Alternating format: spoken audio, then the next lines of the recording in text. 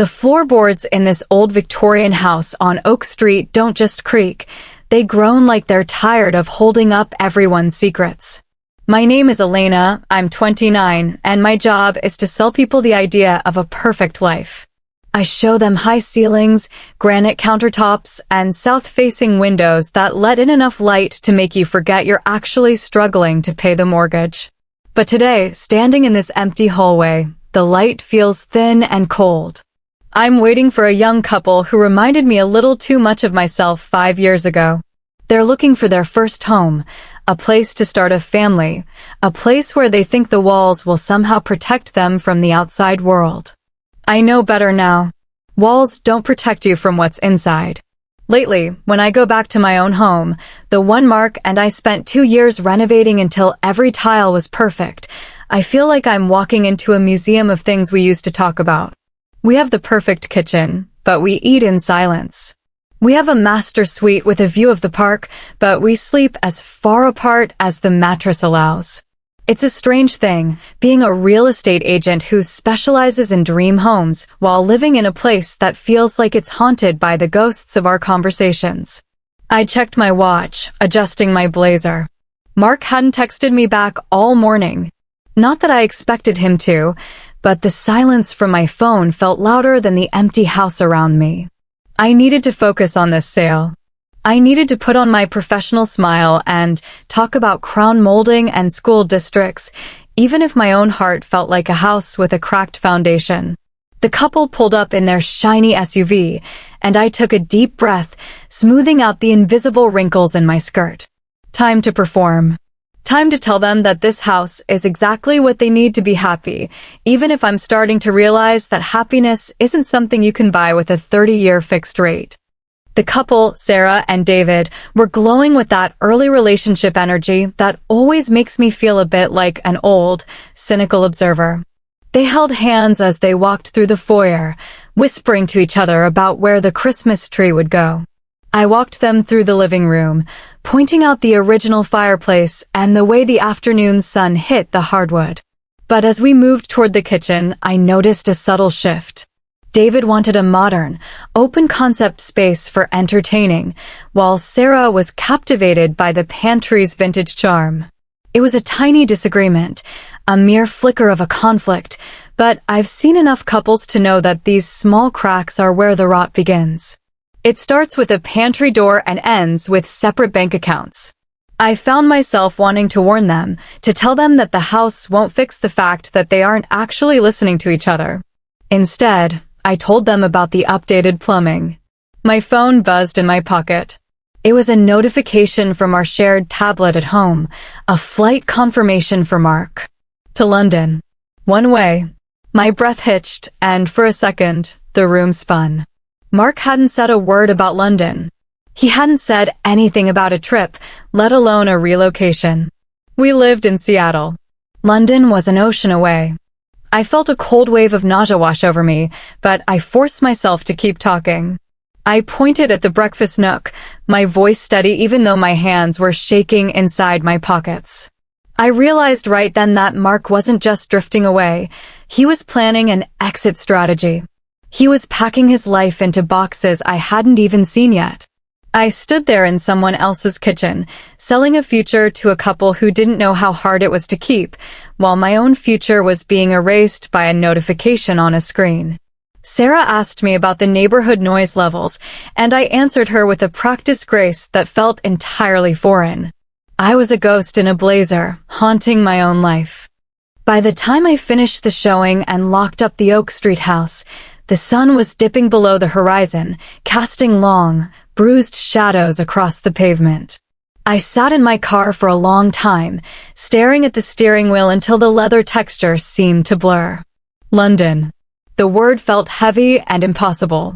We had been married for 4 years, and while the last year had been a slow-motion car crash of avoided glances and polite exchanges, I never thought he'd just leave. I drove home, my mind racing through every conversation we'd had in the last month.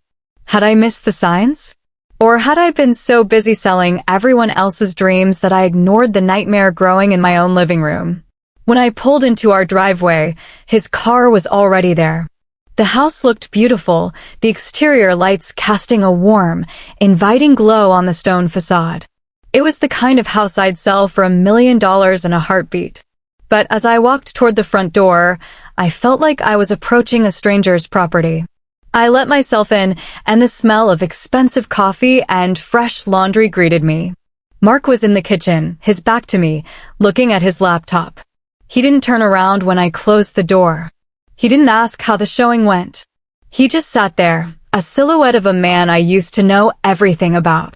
I stood in the doorway, my coat still on, the weight of the secret flight confirmation burning in my mind. I wanted to scream, to throw something, to demand an explanation. But instead, I just said his name. His shoulders tensed, just a fraction of an inch, but he didn't look up. "Hey," he said, his voice flat. Just hey. Not "hey honey," not "how are you."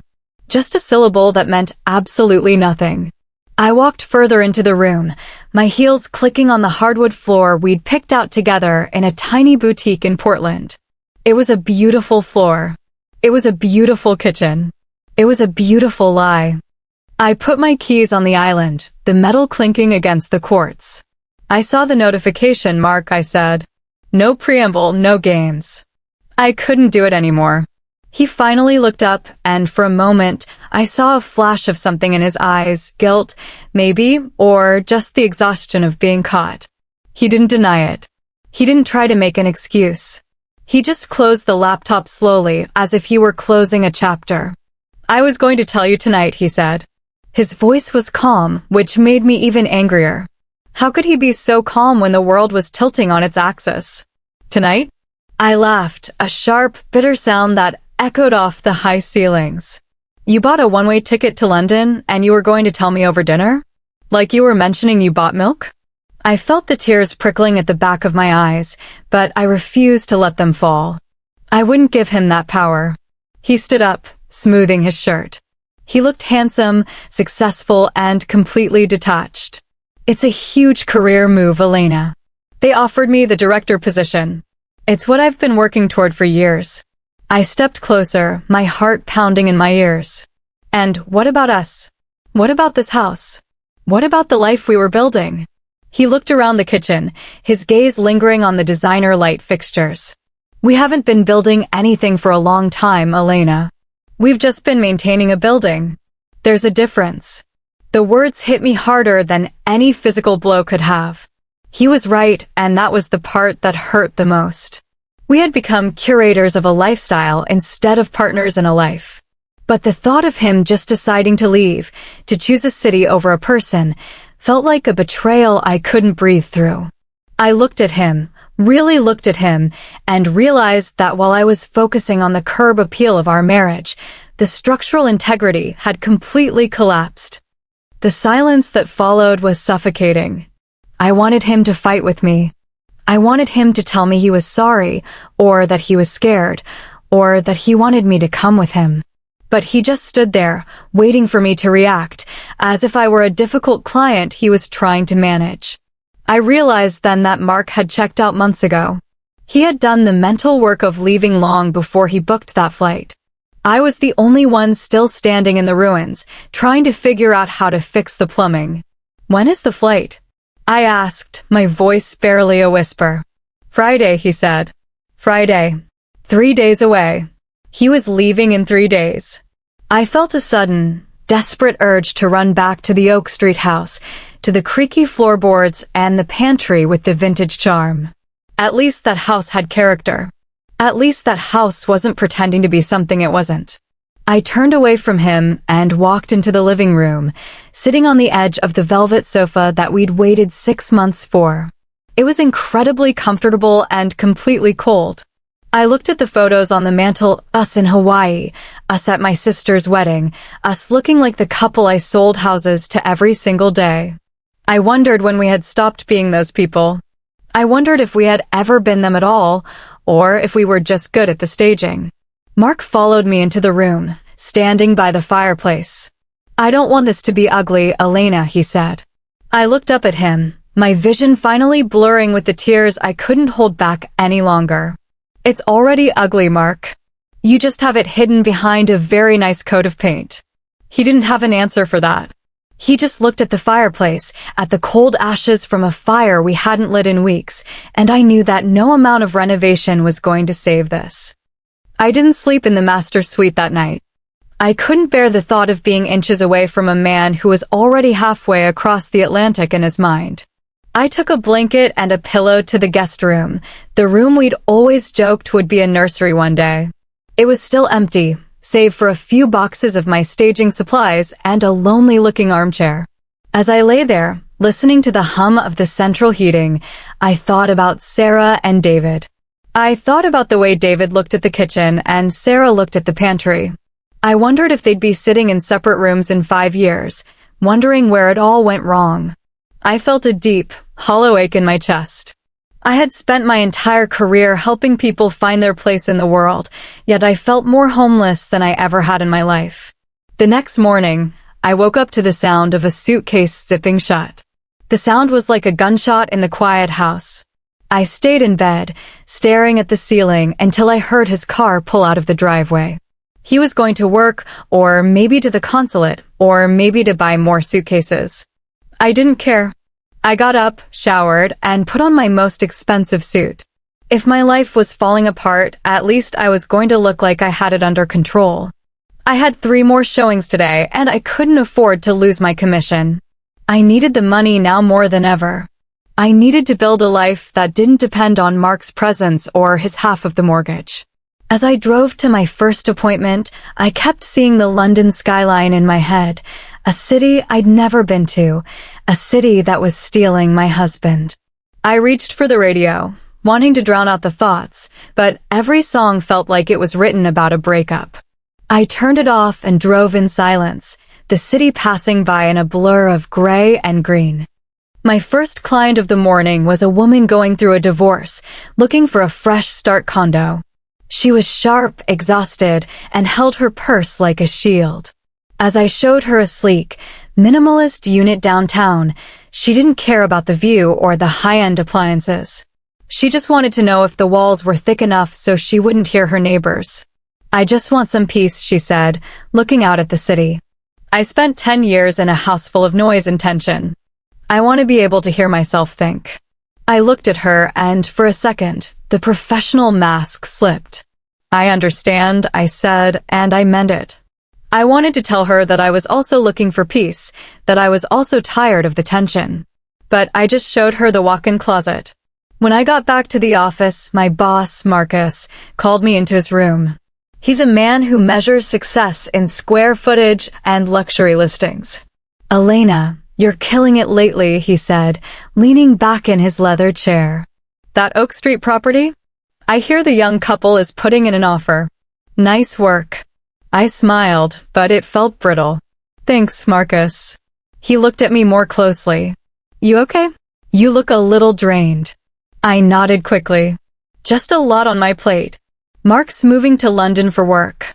I said it like it was a shared decision, like we were a team. The lie tasted like ash. Marcus grinned. "London. Fantastic. Big things for both of you. You thinking of expanding the business over there?" I just nodded and made an excuse to leave. Walking back to my desk, I realized how easy it was to sell the lie. If you have the right clothes and the right vocabulary, people will believe whatever version of your life you give them. But as I sat down and looked at my computer screen at the endless listings of homes I would never live in, I felt a crushing sense of loneliness. I was selling houses, but I was losing my home. That evening, I didn't go straight back to the house.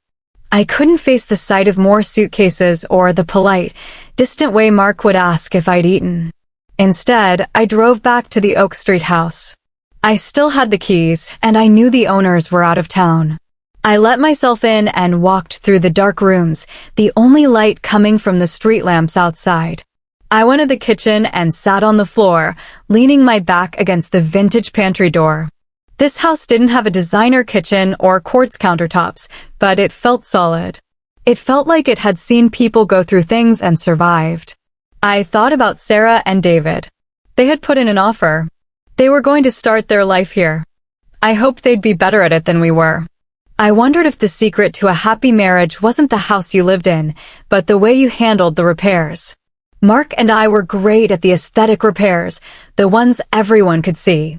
But we were terrible at the structural ones.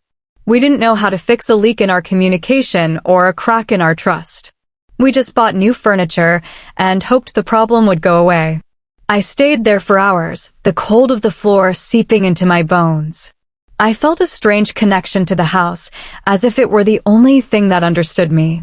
When I finally left, I felt a tiny bit stronger. I wasn't ready to forgive Mark, and I wasn't ready to let go, but I was starting to realize that I couldn't stay in a building that was already condemned. I drove home, and for the first time in months, I didn't care if the exterior lights were on. I didn't care if the house looked perfect from the curb. I just wanted to get through the night. When I walked into our house, Mark was in the living room, surrounded by boxes.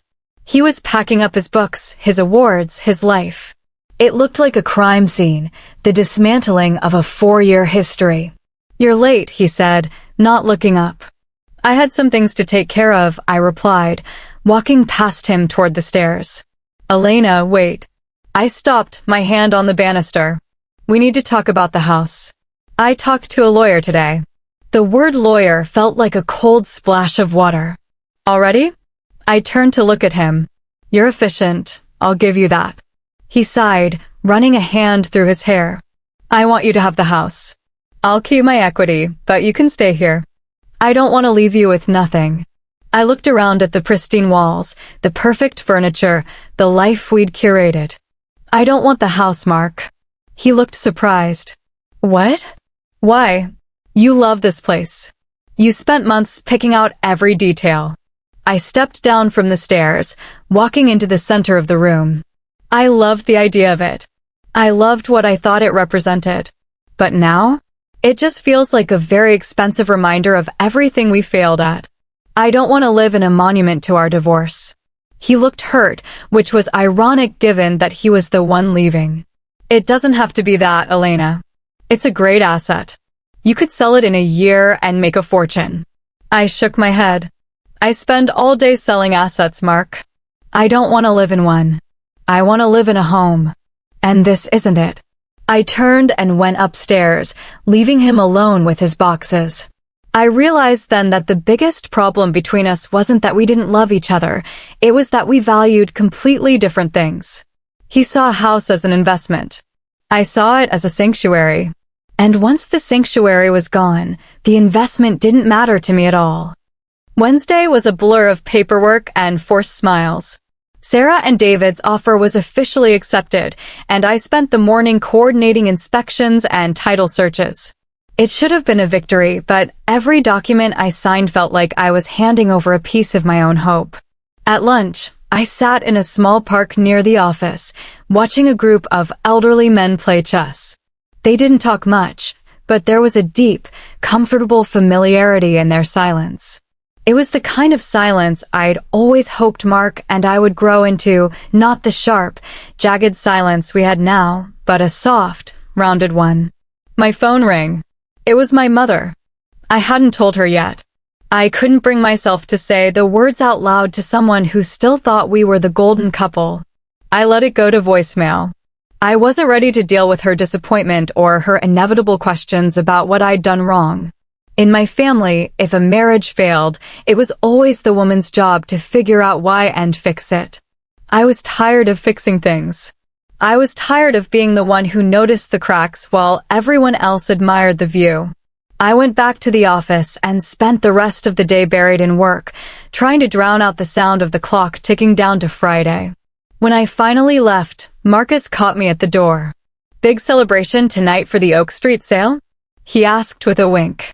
I just smiled and nodded. "Something like that." I drove home, but as I pulled into the neighborhood, I didn't turn toward our street. I kept driving. I drove past the expensive shops, the manicured parks, and the perfect houses. I drove until I reached the older part of town, where the houses were smaller and the gardens were a bit overgrown. I felt a strange sense of relief being there. Everything felt more honest. No one was pretending to be perfect here. I stopped at a small diner and had a grilled cheese sandwich, sitting at the counter and watching the people come and go. No one knew I was a successful real estate agent. No one knew my husband was leaving for London in 2 days. I was just a woman in a diner, and for 30 minutes, that was enough. Thursday morning felt like the air was getting thinner. The house was mostly empty now, the echoes of Mark's packing ringing in every room. I spent the morning at the Oak Street house for the final inspection. Sarah and David were there, buzzing with excitement. David was checking the water pressure, and Sarah was measuring the windows for curtains. They looked so happy, so certain of their future. Part of me wanted to pull them aside and tell them to be careful, to remind them that the house won't do the work for them. But I just stood there with my clipboard, checking off boxes. As they were leaving, Sarah gave me a quick hug. "Thank you so much, Elena. We couldn't have done this without you. You really understood what we were looking for." I felt a pang of guilt. I had sold them a dream, but I knew how easily dreams could turn into burdens. I watched them drive away, and then I went back into the house one last time. I stood in the kitchen and looked at the pantry door. I thought about the life that would happen here, the meals, the fights, the celebrations, the repairs.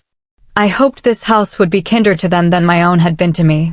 I realized that my job wasn't just about selling buildings, it was about facilitating these massive life transitions. And maybe, just maybe, I could facilitate my own. I drove back to our house and found Mark standing in the driveway, looking at his car. It was packed to the roof. "I'm leaving a bit earlier than I thought," he said. "The company wants me there for a dinner tomorrow night." I just nodded. I didn't even feel angry anymore. I just felt empty. "Okay," I said. He looked at me, and for a second, I thought he might say something meaningful. But he just reached out and shook my hand. A handshake. After 4 years of marriage, he gave me a handshake. "Take care of yourself, Elena," he said. And then he got into the car and drove away. I stood in the driveway and watched the red taillights disappear around the corner. He was gone. The house was mine, the mortgage was mine, and the silence was mine. I walked back inside and looked at the perfect living room, the perfect kitchen, the perfect museum of my failed life. I didn't cry. I just went to the kitchen, opened a bottle of wine, and sat on the floor. The first night alone in the house was quieter than I expected. There was no hum of his laptop, no sound of him moving in the next room, no heavy breathing from the other side of the bed. It was just me and the house. I realized that for years, I'd been defining myself through Mark and through the image we created together. Without him, I didn't know who I was. I was the agent who sold dream homes, but I was living in a nightmare of my own making. I walked through the rooms, turning on all the lights. I wanted to see every corner, every perfect detail. I looked at the art we'd bought in Italy, the rug we'd argued over for weeks, the dining table that had never seen a real dinner party. It all felt like props from a movie that had finished filming. I felt a sudden, intense desire to change everything. I went to the garage and found a bucket of white paint and a brush. I started in the living room, painting over the sophisticated gray we'd chosen so carefully. I didn't care about the furniture or the rug. I just started painting. The act of covering up the past felt incredibly satisfying. With every stroke, I was erasing a piece of the golden couple. I worked until my arms ached and my hair was speckled with white. By 3 a.m, one wall was completely white and the room looked raw and unfinished. It was the first honest thing I'd seen in this house in years. I fell asleep on the sofa, covered in a drop cloth, smelling like fresh paint and freedom. The next morning, I woke up to a phone call from my mother. I finally picked it up. "Elena? Is everything okay? I haven't heard from you in days." I took a deep breath, looking at my white wall. "Mark moved to London, Mom. We're getting a divorce." The silence on the other end was long and heavy. "Oh, Elena, why didn't you tell me? What happened? Did he find someone else?" I closed my eyes. "No, Mom. He didn't find someone else. We just lost each other. And I think I'm okay with that." She started to cry, but I didn't join her. I felt a strange, cold clarity. I wasn't the victim of a tragedy. I was the survivor of a mistake. Friday was supposed to be the day Mark left, but since he'd already gone, it felt like a weird, empty holiday. I didn't go into the office. I spent the morning in my pajamas, drinking coffee and staring at my half-painted wall. I felt a sense of peace I hadn't known in years. There was no one to impress, no one to manage, no one to hide from. I looked at the boxes Mark had left behind, the things he didn't want or couldn't fit. I decided to go through them. It was like an archaeological dig of our relationship. I found old concert tickets, a dried flower from our wedding, a book I'd given him for his birthday that he'd never opened. I realized that we had been collectors of moments, but we never lived in them. We were so busy documenting our life that we forgot to actually experience it. I put everything into a large trash bag. I didn't need these relics. I didn't need to hold on to the evidence of what we used to be. My phone buzzed. It was Sarah. Elena, we just got the keys. We're at the house now. It feels so right. Thank you again. I smiled, a real smile this time. I'm so happy for you, Sarah. Make it your own. I put the phone down and looked at my own house. It was time to make it my own too. Or better yet, it was time to find somewhere else. I realized I didn't want this house anymore, even with the white paint. I wanted something smaller, something older, something with creaky floors and a pantry with character. I wanted a home that didn't require a performance. I called Marcus and told him I wanted to list my house. He was shocked. Elena, you just finished it. It's your masterpiece. I laughed. It's a beautiful building, Marcus. But I'm looking for something else now. Put it on the market on Monday. I felt a weight lift off my shoulders. I was officially untethering myself from the lie. I was moving on, not just from Mark, but from the version of myself that needed to be perfect. The listing for my house went live on Monday morning. I wrote the description myself, a perfectly curated masterpiece, ready for a new story. I didn't mention the granite or the quartz. I talked about the light and the potential for a fresh start. Within an hour, I had 5 requests for showings. It was a hot property, just like I knew it would be. But as I prepared the house for the first showing, I didn't feel the usual pride. I felt a sense of detachment. I was staging a set for someone else's life. I moved through the rooms, fluffing pillows and lighting candles, performing the ritual one last time. When the first couple arrived, they were just like us, young, ambitious, and looking for a house that would prove they had made it. I watched them walk through the kitchen, admiring the fixtures and the layout. I saw the way they looked at each other, their eyes full of reflected ambition. I wanted to tell them that the house was a mirror, and if they didn't like what they saw in each other, the house would only make it worse. But I just smiled and talked about the school district. By the end of the day, I had 3 offers, all over asking price. It was a record-breaking sale for the neighborhood. Marcus was ecstatic. You're a legend, Elena. You sold your own house in 8 hours.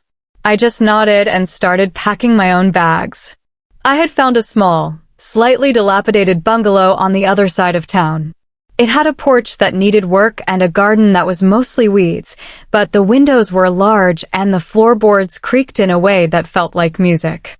It was half the size of my current house and 10 times more honest. I signed the lease on Tuesday morning and moved in on Wednesday. I didn't bring much, just my clothes, some books, and my painting supplies. I left the designer furniture and the Italian art for the new owners. I wanted a clean slate. I wanted to see what kind of life I could build when I wasn't trying to impress anyone. My first night in the bungalow was cold. The heater was old and noisy, and there was a draft coming from the front door. I sat on the floor of my new living room, eating a sandwich and listening to the wind in the trees. I felt incredibly small, but also incredibly light. I was 29, single, and living in a house that needed a lot of work. It was the least perfect I'd ever been, and I loved it. I spent the next few days working on the house. I sanded the floors, fixed the leaky faucet, and started clearing out the weeds in the garden.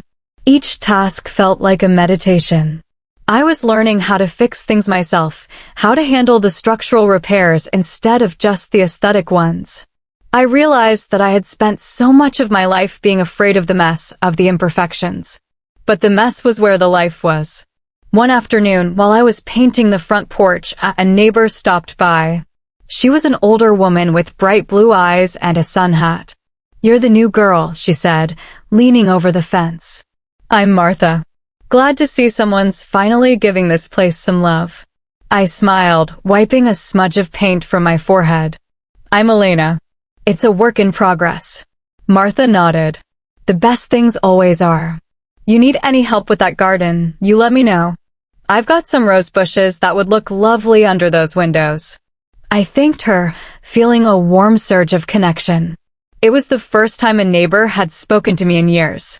In my old neighborhood, we all just waved from our cars and pretended we didn't see each other's struggles.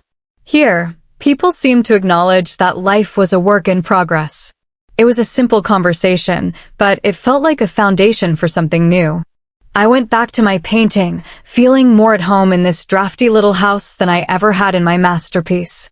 A few weeks later, Sarah and David invited me over for coffee at the Oak Street house. I was nervous about going back, but I wanted to see how they were doing. When I arrived, the house felt different. There were boxes everywhere, and the living room was filled with mismatched furniture, but it felt alive. Sarah looked tired, but happy. "It's been a whirlwind," she said, leading me to the kitchen. The plumbing leaked on the second day, and the furnace made a noise like a dying animal, but we're figuring it out. David walked in, covered in sawdust. "I'm trying to fix the pantry door," he said with a grin. "It keeps sticking." I looked at them, and for the first time, I didn't see a couple who were destined for failure. I saw a couple who were willing to do the work. They weren't ignoring the cracks, they were fixing them together. It made me realize that my mistake with Mark wasn't that we bought the wrong house, but that we weren't willing to get our hands dirty when things started to break. We wanted a house that stayed perfect on its own, and when it didn't, we blamed the house instead of ourselves. As I drove back to my bungalow, I thought about Mark. I hadn't heard from him since he arrived in London, and I didn't feel the need to reach out. We were two people who had built a beautiful stage and then realized we didn't have a play to perform. I hoped he was finding whatever he was looking for in London. For me, I was finding what I needed in the weeds of my garden and the creak of my floors. I was learning that a home isn't something you find, it's something you build, day by day, repair by repair. I pulled into my driveway and looked at my little house. The porch was painted, the garden was starting to clear, and the light in the window was warm and honest. I walked inside, kicked off my shoes, and felt the creak of the floorboards beneath my feet. I was home. The following months were a lesson in patience and resilience. My bungalow, while honest, was also demanding. There were days when I felt overwhelmed by the amount of work it required, and days when the silence of being alone felt a bit too heavy. But I stayed. I kept working on the garden, I kept painting the rooms, and I kept showing up at the office. My approach to real estate had changed too. I was no longer interested in selling perfection. I started looking for houses with good bones and character, houses that needed someone to see their potential. My clients noticed the shift. They started coming to me because they wanted someone who would tell them the truth about a property, someone who knew that a fresh coat of paint couldn't hide a structural issue. One afternoon, Marcus pulled me into his office again. "Elena, your numbers are higher than ever, but you're selling fix-ups." "Why?" I looked at him and smiled. "Because houses aren't just assets, Marcus. They're places where people grow. And sometimes, you have to see the mess before you can see the beauty." He didn't quite get it, but he couldn't argue with the results. That evening, as I was working in my garden, I found a small, rusted key buried in the dirt. I cleaned it off and held it in my hand. It didn't fit any of the doors in my house, but it felt like a symbol. I had found the key to my own life. I wasn't waiting for someone else to unlock it for me anymore. I was the one in charge of the repairs. I was the one who decided which walls to paint and which weeds to pull. I felt a deep, quiet sense of pride. I was 29, and for the first time in my life, I was truly independent. I didn't need a perfect house or a perfect husband to feel complete. I just needed to be me, with all my imperfections and all my potential. I went inside and put the key on the mantle, a small reminder of where I'd been and where I was going. Winter arrived in Seattle with a steady, cold rain that turned the world gray. My little bungalow felt smaller during the dark days, but it also felt cozier. I spent my evenings by the small fireplace, reading and listening to the rain on the roof. One night, a letter arrived from London. It was from Mark. I hesitated before opening it, my heart doing a small, familiar dance of anxiety. But when I finally read it, I felt nothing but a calm curiosity. He wrote about his job, the gray London weather, and how he was starting to realize that he'd been running away from things for a long time. I think I wanted a new city because I didn't know how to fix the old me, he wrote. I'm sorry for how I left, Elena. You deserved better. I put the letter down and looked at the fire. It was a good apology, sincere and self-aware. A year ago, it would have broken me. But now, it just felt like a closing of a circle. I didn't feel the need to write back. I didn't need his closure to feel whole. I already had my own.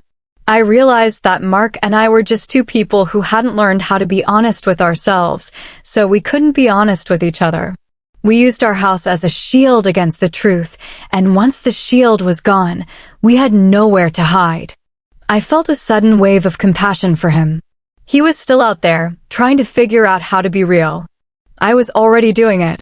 I went to bed that night feeling a deep sense of peace. The rain continued to fall, a steady rhythm against the glass, and I slept more soundly than I ever had in my masterpiece. Spring arrived with a burst of color in my garden. The rose bushes Martha had given me were starting to bloom, their pale pink flowers a stark contrast to the dark soil. I spent my weekends outside, my hands covered in dirt and my heart full of a quiet joy. I had become a fixture in the neighborhood, the woman who was fixing up the old Henderson place. People would stop by to chat, to offer advice on the garden, or just to say hello. I felt connected to a community in a way I never thought possible. One Saturday, as I was sitting on my porch, Sarah and David stopped by. They had their newborn daughter with them, a tiny bundle of blankets and soft breaths.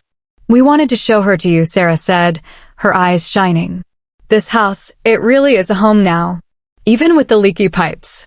I held the baby for a moment, feeling the incredible fragility and potential of a new life. I looked at the Oak Street house in my mind, and then I looked at my own bungalow.